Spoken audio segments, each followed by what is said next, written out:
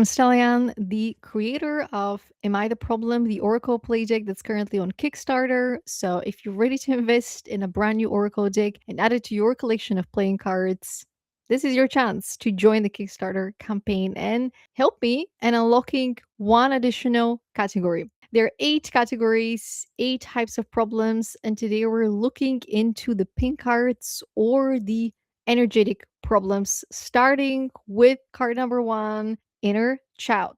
Inner child is closely linked to one's identity. A lot of people go through life without ever acknowledging their inner child, without ever doing the energetic work, the healing work that helps them integrate the fragmented pieces of their identity that may have been present when they were children or may have been present in a previous lifetime. If you want to take the conversation into different dimensions and expand your perspective. But many things come to the surface when we're children. And if we don't have adults that are open minded, that are intuitive, they might feel threatened or even scared that some of these gifts, ideas, opinions are coming to the surface. So they tell us how to behave in order for us to fit in order for them to protect us. In the process, we shrink ourselves, we dim our own light, and the inner child gets locked. So, as an adult, you have a chance to look inside and unlock the doorway to your inner child so that you can integrate any gifts, any ideas, any opinions that may have been locked deep inside of you that are crucial to you embodying your higher self, but also forming an identity that's authentic. Your inner child is part of the identity building, and it's a kind of where you're going to find the key to your passions. You know how some adults feel like nothing excites them, nothing brings them joy, passion. It's because they are so disconnected from their inner child. And what I love about this card and why it's actually part of the energetic problems is that pink is the color of the inner child. So symbolically, I am honoring the inner child across multiple aspects. Card number 2 is the friend zone. So 2 is the number for resources, values, possessions, and our understanding of our belonging on earth, left, right, the masculine and the feminine. The reason I've chosen friend zone to be the second card is because a lot of times we place people into the friend zone because they have different values, because they have different status than us, and we don't give them a chance to become our significant other because we don't feel like there is chemistry. Other times, we completely ignore the signs that somebody's interested in us because we are so preoccupied with our material life that we completely ignore the signs that somebody is aligned with us to the point of asking them to join us on this life venture as a more significant other. The friend zone can signify that, especially if you get this card in a reading, that there is somebody in your friend circle that has something to say to you or that has been saying things to you, depending on the context of the reading, depending on the card before or the card after. But the call is coming from inside your inner circle. If the friend zone card comes into the picture, also, it might suggest that if you are looking to see if there is potential chemistry with somebody else, that there is better alignment if you have this person in your friend zone. The friend zone is a card that allows us to access different aspects of friendships, connections, and ask of us what do we value and what do we want. If certain boundaries are being crossed, why do we have certain people in our friend zone? And also, who is it around us that we would like to bring into the friend zone? So, continuing that examination. Card number 3, honest to God. So, this is a card about communication. 3 is about self expression. And the way that I'm visualizing the honest to God card in its positive interpretation, that somebody is quite strict with the way that they communicate and that they're straightforward and that honesty is one of their values. So they prioritize being honest above anything else, and therefore you can trust them. And also, they have a symbolically a relationship to God. In the negative interpretation of this card, honest to God means that you're dealing with someone that is willing to excuse their behavior, that is willing to do all kinds of things, but in their time with God, they seek for forgiveness. So sometimes the most religious people on earth are the ones that are two faced, that are actually quite corrupted, but because they make it a priority to have a type of surface level connection with God, they feel like they have the right to go and revenge. They have the right to go and do things so long as they maintain their relationship with God on their terms. So, card number 3 asks questions, and it asks you to examine the people around you. Are they good people or are they pretending to be good people? And sometimes people don't even pretend to be good people. They genuinely believe that they are good people, but their actions, their moral compass, it says otherwise. But because their version of reality is distorted, you cannot really reach them because they've already made up their mind that this is the right way. Their way is the right way. And people like that might actually judge you quite a lot. Unfortunately, the idea of unconditional love does not really apply with them because they have certain conditions that they feel empowered to continue to enforce because they feel superior because of their connection to God. Card number 4 is the card for the introvert. 4 is the number for psychology, for the roots, for the home. And so introverted people oftentimes get misunderstood in life because they operate with a different mindset, they operate with a different framework for society, and equally, they get their energy from spending time with themselves. So when they're around a lot of people for a really long time, they get depleted. I'm a social introvert, so when my battery is fully charged, I'm excellent at socializing. But when people have depleted my social battery, I would literally sit in silence with other people. I would not speak because I would be at the maximum capacity. And my maximum capacity, if my battery is depleted, is maybe 10%, 20%. So when the card introvert comes into your reading, onto your path, it might suggest that it's time for you to move back into the hermit zone just a little bit so that you can return back to your hobbies, return back to a lifestyle that allows you to protect your energy, to protect your identity, and it allows you to see things from a different perspective. If the card comes in relation to somebody else, it might mean that you have just encountered an introvert or you have befriended an introvert and the way that they go through life is completely different than you if you are not introverted. So there will be an adjustment period if you want to protect and preserve that connection, if you want to nourish it, if you want to get it to blossom. But you have to understand that introverts operate in different ways. They prioritize different things, they value different things because their life depends on them. Their energetic signature depends on them operating within the introvert blueprint in order for them to manage their energy successfully. And introverts happen to be some of the most interesting people on earth precisely because they spend so much time on their own pursuing their goals and passions and interests. So, if you're dealing with an introvert, ask them questions, get to know them, but give them space and give them patience to show you who they are without pressuring them. Card number 5 is the authentic card. So, this is number 1, a call for you to be more authentic and to boldly express yourself now in this very moment, because if not now, when? The card for authenticity also invites us to try something new. Try something that we've always wanted to try. Maybe you want to wear a pink hat. You've never bought a pink hat in your life. Go and buy a pink hat. Maybe you want to wear a suit and tie because you've seen it in movies, you've seen other people wear it, and you want to try it. Even if your job at the moment does not allow you to, maybe, visually speaking, there are so many different ways for us to communicate who we are to the rest of the world, but also not only for the rest of the world, but for us to be excited to be alive. We get to customize our wardrobe, we get to customize our outfits, we get to customize our accessories, and we get to customize how we express ourselves.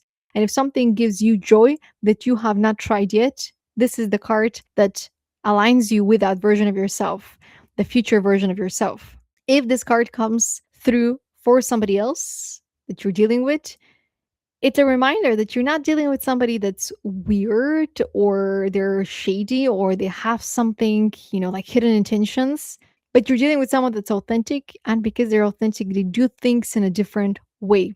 So allow them to be different because that's part of their success in life. And that's part of everyone's success. When they find their authentic voice, their authentic way of going through life, and they unapologetically share that authentic self. Five is the number for play, education, change. So, as part of you aligning further with your authentic self, expect certain things in your reality to change as well. Card number six is loving. So, this was meant to be a continuation a little bit from the last card because we often look to the people or look at the people around us and we think to ourselves, wow, is everyone broken? Is everyone angry? Is everyone just sad, miserable, unhappy with their life? Is everyone jealous and envious? And, we're the kind people, right? But every now and then we meet somebody and they look and feel as loving as this card. And we tend to down that. We tend to think ourselves, no, there must be a problem with that person. They cannot be that loving. Surely they cannot be that supportive. They cannot be that accepting. But every now and then on earth, we meet people that are loving and they come on our path to remind us that people like that exist. So, this is one of the most positive cards. And I think when we come across somebody who's loving, who's genuinely loving, not because they're putting up a front, not because they have this fake persona, not because they want something from us, energetically, we're going to feel that. Even when our logical mind is trying to find flaws and our emotional body is a little bit scared, energetically we're going to feel when somebody is loving. And so when this card comes through, it might be an invitation for you to be more loving to people that you're yet to invite. So spirit is kind of warning you, you're going to meet some people that have suffered a lot of loss, heartbreak, heartache. They could really use a loving person in their life. So we're going to bring them into your reality. And all we ask of you is to be loving and kind to them, nothing else. Equally, you might meet people like that come into your life with nothing but love for you, divinely guided into your life. And if you're wondering, can you trust that person? And this card comes through, yes, you can. Some people genuinely come into our life to love us, to support us, to empower us. That's it.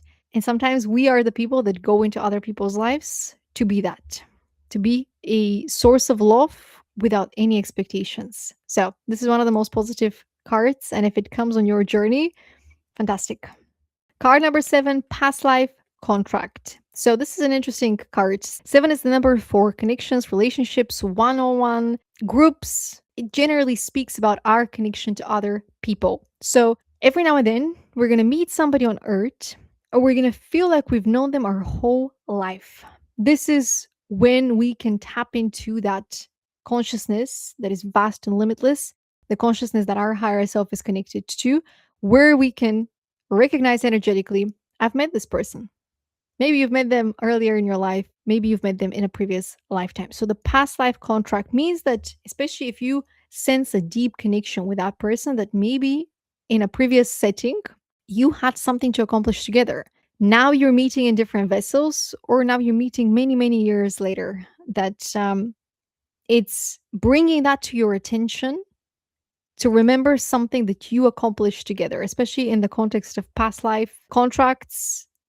There is something around your south node in particular and your moon sign that this person might help you bring to the surface so that you can integrate it, so that you can remember more of your soul purpose, mission, and return back to that authentic blueprint that you've chosen for yourself for this lifetime or that you're co creating with spirit in this lifetime. It's essential to mention that some past life contracts are karmic and other past life contracts are simply here to remind us something about our path, but they're not here to stay. So it's essential that we practice the law of detachment and not get too attached, even if there is familiarity. There is such a thing called a familiar spirit, and spiritual communities talk about the familiar spirit as some sort of a force that appears on our path to kind of hold us back.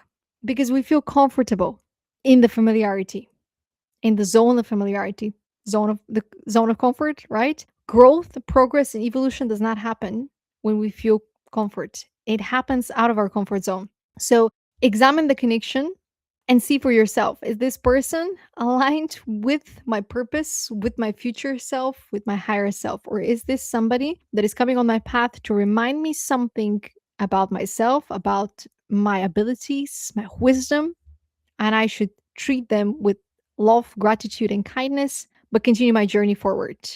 Equally, sometimes we meet people that together we've shared so much love in a past lifetime that they come back because they want to love us again and they want to hold space for us to love them again because we have more that we can achieve together at a soul's level. So our souls have chosen to evolve together again in this lifetime. Overall, it's a beautiful card and it speaks about connection at the level of our soul. But be mindful when this card appears if the person that you're dealing with isn't that type of familiar spirit that wants to hold you back from becoming who you're supposed to become in this lifetime. Card number 8 is the card for the dreamer. And 8 is about transformation. 8 is the number of transformation and big life changes. Usually, what happens when we focus on our dreams and accomplish our dreams is that our life transforms forever. And so this card asks of us to return back within, which is where if you've done the inner child healing, you're going to be able to recall exactly what it is that you're passionate about, exactly what you came here to do at the level of the joy. And so when this card appears, it's important to dream bigger because the blueprint for your success is going to come from here, not from what society is telling you, not from the latest trends. Dream, close your eyes and dream. And maybe you might receive an answer in your dreams, depending on how much you've developed your intuitive abilities and how much you've invested in your spiritual growth and evolution. The negative interpretation of this card is if you're dealing with a dreamer, they might not be emotionally available. They might not be available at all because there's so much in this dance with their dreams that they don't really have the capacity to get to know you. They're spending time getting to know their dreams and they're on a mission to pursue their dreams. And if you cannot support them, then you're not in alignment with them. Equally, if you're ready to pursue your dreams and they're pursuing theirs, this might be a perfect, the card to signify perfect alignment.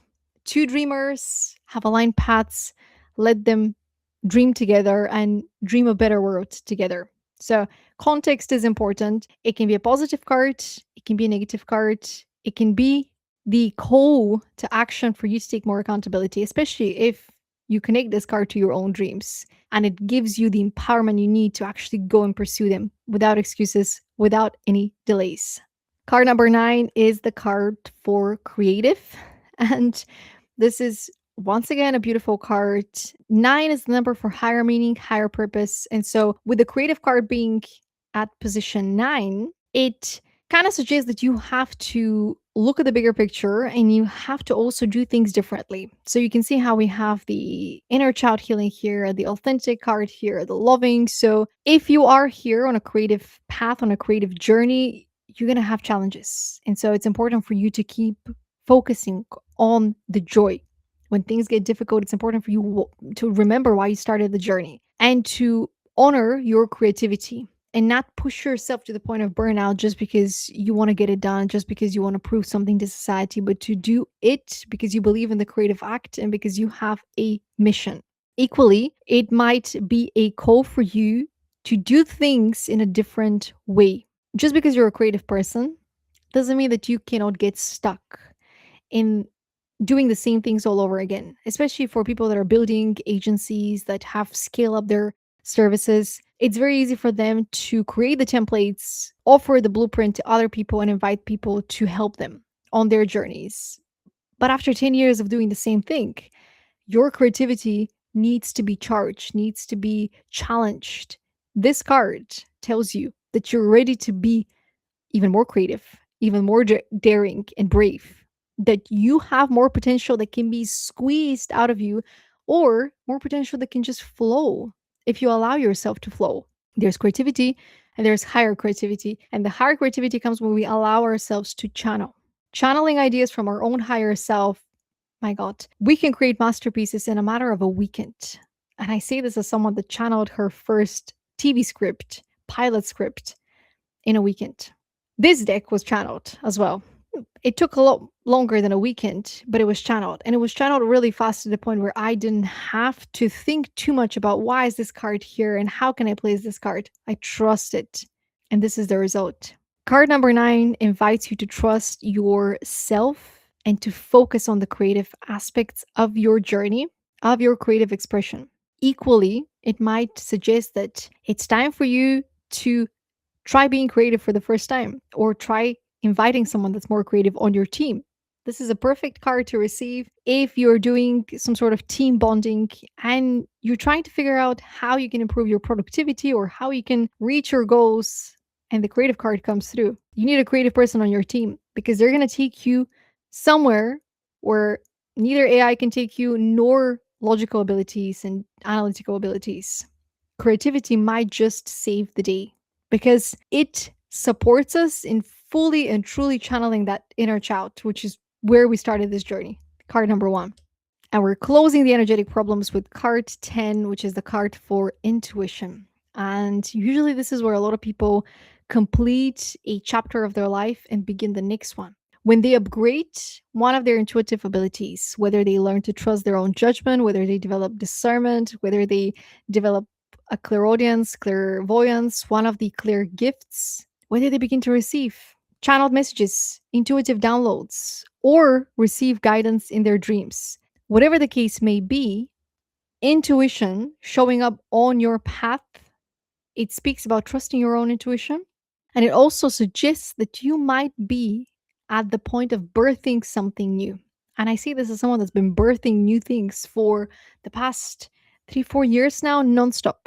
New ideas keep flowing, channeled ideas keep coming, messages that need to be shared with the world, and I'm sharing them. So the intuition card suggests that your journey going forward is going to involve to using more of your intuition. And if you have mastered your creativity, which is the previous card, you're going to feel the shifts and you're going to feel this abundance flowing through you as your creative projects get an upgrade, as you get to experience different channeling elements into your creativity and vice versa, bringing creativity as to how you channel and how you share those messages.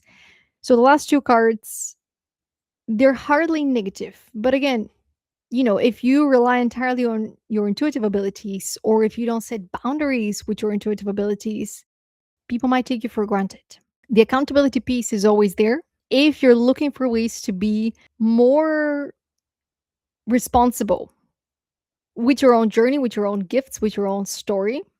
But generally speaking, the pink cards are one of my favorite categories because they carry so much hope, so much potential, and so much life in them. And I think this is probably a commentary on the energetic level. A lot of things are happening at the energetic level that can allow us to speed up our own evolution, growth, connection to others, understanding of others, if we only tapped into our energetic body and gave ourselves the chance, the time to increase our energetic presence on earth through doing more of the inner work, through believing in our spiritual awakening, and following the footsteps towards our spiritual ascension.